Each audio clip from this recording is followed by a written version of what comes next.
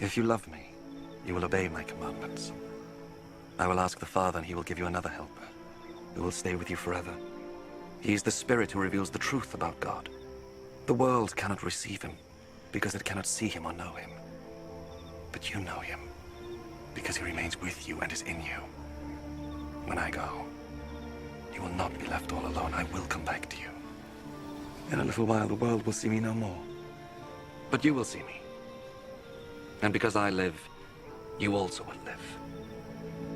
When that day comes, you will know that I am in my Father and that you are in me, just as I am in you.